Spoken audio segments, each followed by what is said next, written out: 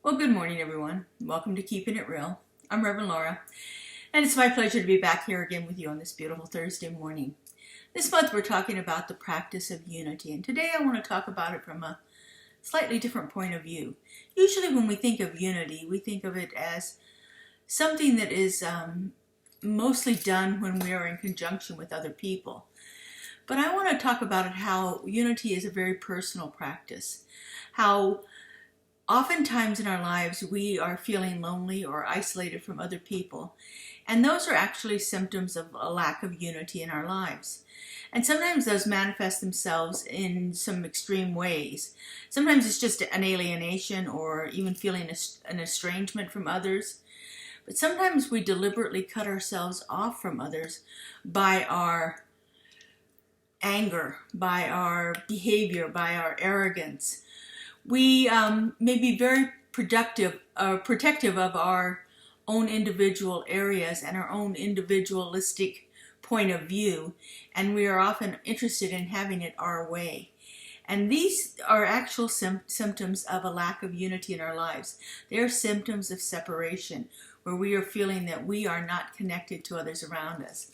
And oftentimes these tendencies lead us to build walls or to join in groups that are separate from other aspects of society, whether that be economic groups, racial, ethnic groups, social, sexual, religious, doesn't matter. We gate ourselves off, we wall ourselves off into these little insular communities, and we very seldom show any interest in anything that's happening outside of our walls. And those are definitely signs that unity is needed in our world. I got my friend here with me this morning. Unity is more than just being with other people. It's more than just having a passing acquaintance with our neighbors or a superficial feeling of community. Feelings of unity run deeper and last longer, and they can broaden our spiritual life in all directions. And so how do we do that? How do we actually begin to practice this feeling of unity more than just inside of our own little lives? And one of the things that we can do is to take note of how we respond to anyone that we deem as different from ourselves. How are we responding when we just see the people that are different, or people that are acting different, or people that look different, or any of the things, whether that difference is a gender difference, racial difference, ethnicity, socioeconomic status? How do we feel when we see people that are different than ourselves? I know for me, 15, 20 years ago, when I first started in this philosophy, we had a huge influx of unhoused people here in Las Vegas. And so, you couldn't go to any street corner without seeing someone that was asking for assistance, with their signs and so forth on the street. And it made me feel disturbed inside all the time. Like I felt like I needed to do something, but I didn't know what to do. I didn't have the funds to just continuously give out money and so forth. And so I felt disturbed. And so I noticed that disturbance within myself as I was driving around.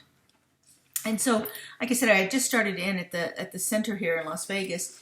And one of the things I heard was a song by, it was sung by Karen Drucker. I'm not sure if she's the composer of the song, but the song was You Are the Face of God.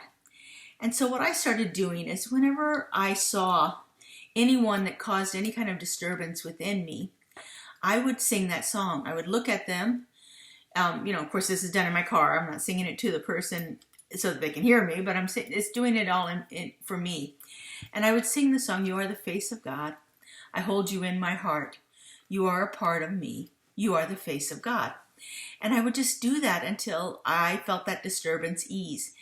But what that was me a way of bridging that gap between someone I saw as different than myself, bridging that gap and healing those feelings of separation that I had as I went through my day. And it didn't take too long before I no longer had those feelings when I came upon anybody on the street corner.